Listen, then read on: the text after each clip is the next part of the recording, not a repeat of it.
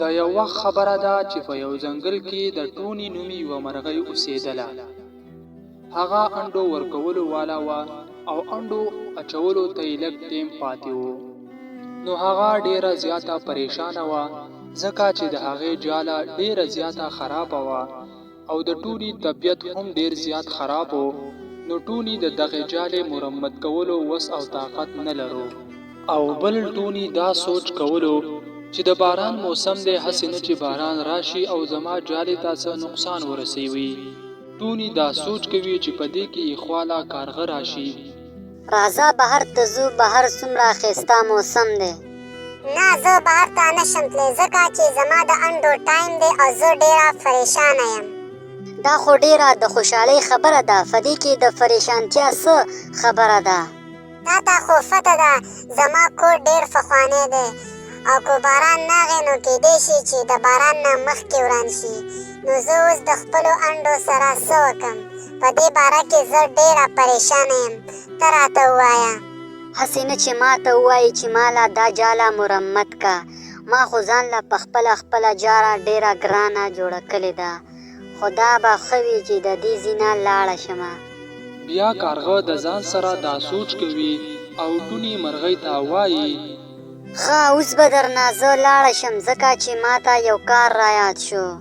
بیا کارغه د دغه ځای نه لاړ شي او شپه شي.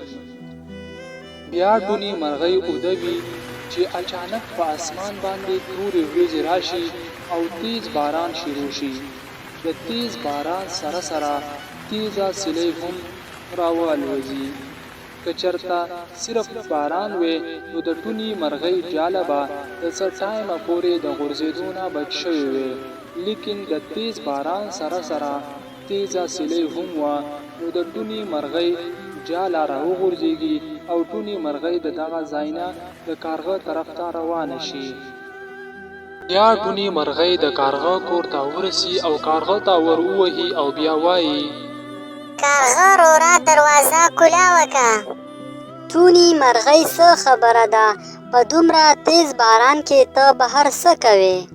کارغه رورا، تا ته ما ویلي وو چې زما کور خراب شوی دی او هغه اوس د تیز باران او د سیلۍ د وجې نه راولېدلی دی او تا ته پته ده چې زما انډې هم کېدو والا دي. نو ته مهرباني وکړه او ته ماله په خپل کور کې ځای راکړه. کارغه چې کله دا خبرې واوري نو د ځان سره سوچ کوي که ما ټوني مرغۍ له په خپل کور کې ځای ورکو نو هغه به انډې واچوي او بیا به دلته ډیر عمر وي. نو ماله پکار ده چې زه ټوني مرغۍ ته څه بهانه وکړم. ټوني مرغۍ تاله به ما دلته په خپل کور کې ځای درکړی وی، خو نن زما خوښې سره د ټول خاندان راغلی دي. هغوی ما په خپل کور کې ډیر په مشکله باندې ځای کړی دي. نو دلته ستا ځای نه کېږي، تو چېرته بل ځای ته لاړه شه. کارغه بیا دا خبره وکي او دروازه بنده کړي. بیا ټوني مرغۍ د طوطي کور طرف ته روانه شي. طوطي ته دروازه ووهي نو طوطي بهر ته راوځي. ټوني مرغۍ ته دلته او دا وخت؟ طوطي وروره، زه ډیره مشکله کې یم. زما انډې کېدو والا دي او زما کور د باران او د سیلۍ د وجې نه وران شوی دی. نو ته مهرباني وکړه او ته ماله په خپل کور کې ځای راکړه. ټوني مرغۍ ته پته ده چې زمونږ کور ډیر زیات ورکوټی دی او موږ په دې کې ډیر په ګرانه باندې وخت تېرو. نو زه به تاله نن ځای درکمه ځکه چې نن زما ښځه په کور کې نشته دی او بیا کو سبا باران و او کو نه و، ته به ځان له څه ځای وګورې. طوطي وروره، ستا ډیره مهرباني. که سبا سهار شو نو زه به بیا بل ځای ته لاړه شم. بیا ټوني مرغۍ د طوطي په کور کې شپه وکي او ډیر زیات آرام او سکون ورته میلاو شي. بیا په سحر لا ټوني مرغۍ بهر ته وځي او د خپل کور په تلاش کې وي. نو هغه په یوه ونه کې کیني، اخوا دېخوا ګوري چې اچانک یې په یو کدو باندې نظر ولګي او وایي زه داسې چل ولې نه کوم چې زه په دې کدو کې ځان له جاله جوړه کړم، نو په دې کې به بیا زما انډې محفوظې وي.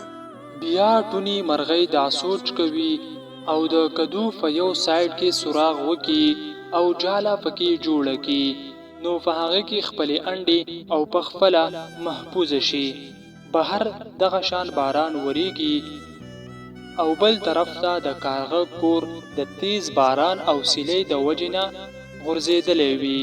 نو کارغه ډیر زیات پریشان وي او د کارغه په ذهن کې د ټونی مرغۍ سوچ کوي او وایي ای خدای پاکه داسې ماته معلومیږي چې دا مالا د هغې خبرو سزا راکړی کېږي کم چې زمانه ټونی مرغۍ د کور کېدن نه ځای غوښتلی و او هغه ډیره بې بسه وه خو ما والله ځای نه و ورکړی.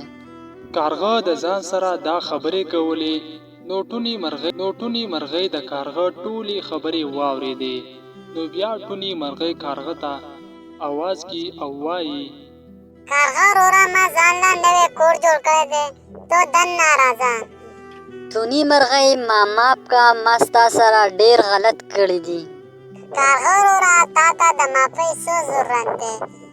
څو چې زموږ سره شوي وو نو په هغې کې به زموږ خیر و او نور به د الله رب العالمین نه د ښه کولو دعا غواړو چې هرې مرغۍ د ځنګل ته څه پیدا ورسه. بیا کارغه د ټونی مرغۍ کور ته ډیر په شرمندګۍ سره داخل شي او ډیر زیات پښیمانه وي او د ځان سره سوچ کوي چې ما ورسره څه کړي وو او زما سره یې څه وکړه.